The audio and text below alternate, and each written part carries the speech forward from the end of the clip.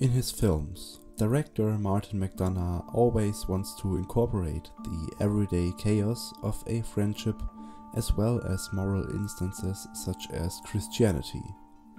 These are constructed very rigidly and unchangeably in their basic moral concepts, which is why the simple friendship between two men stands out very strongly, in contrast to the people around them who are almost all surrounded by these unbreakable principles.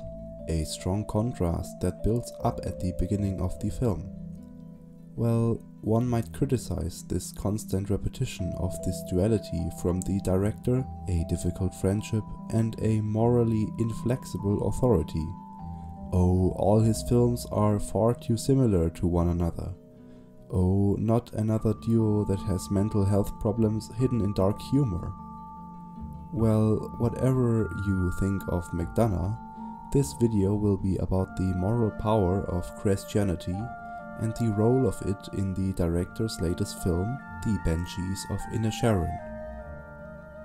And right at the beginning of the film, the connection with Christianity is particularly evident through symbolism. Again and again you can see large crucifixes that stand in the Irish, green grassy landscape and almost overwhelm the characters. This is also the case with Patrick and Colm, the central characters who are isolated from each other.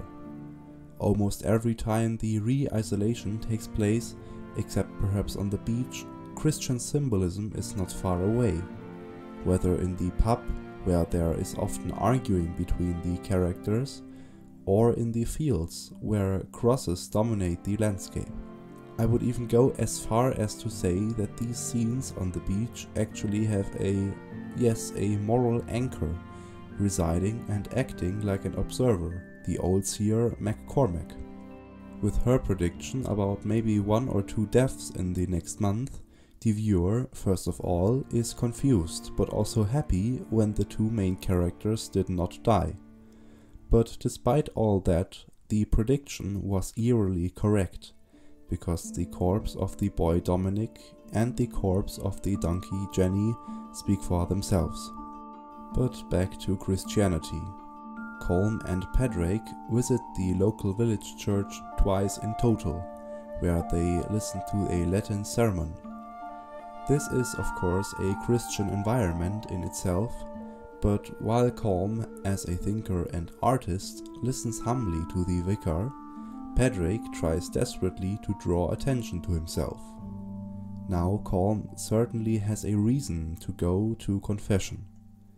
He does this a total of 2 times in the film, and it is here, for the first and last time, that Colm's true feelings become clear. The conversation is interrupted the first time, however, as Colm brings up the highly polarizing subject of child abuse, which of course the pastor doesn't like here. During the second confession, however, when Colm confesses to the priest, in pain and with tears in his eyes, his involvement in the killing of the innocent donkey Jenny, the subject of despair is definitely taken more seriously, because now Colm opens up a bit and shows his actual mentally unstable side in front of this indomitable moral authority, Christianity. Colm is now aware that he is acting against the church, against the moral values that make Christianity what it is. The thinker simply does not find such things as love and care, happiness and joy.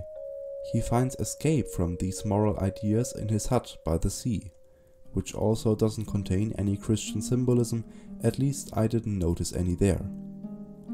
We are dealing with a person who most likely wants to live a dream of a poet, a philosopher, a thinker, a musician.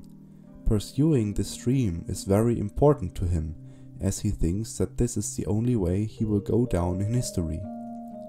All opposing voices, both Padraig and Christianity, would like to free Colm from his dream, but he is undeterred, although he knows that as a result, he has to live with problems such as despair and grief. Christianity plays a very interesting role here because, as in many of McDonagh's other works, it functions as an overpowering force that nevertheless does not trigger any chance in Colm's thinking. The two confessionals are pretty much the proof here. But his friend, Pardrake, wants to keep fighting to save his former partner. I think McDonagh wants to show that even a gigantic institution with its monumental buildings, its offerings of guidance, its norms and values, its given orientation, cannot achieve anything with mere superficial measures. And that true friendship can oftentimes achieve more than any professional institution in the big wild world. I think I've proven to everyone that Martin McDonagh is obsessed with morals and values in his films. But the director even goes a step further and implements this object of orientation and morality into the landscape itself. Just by looking at his work in Bruges alone. That's how it is here.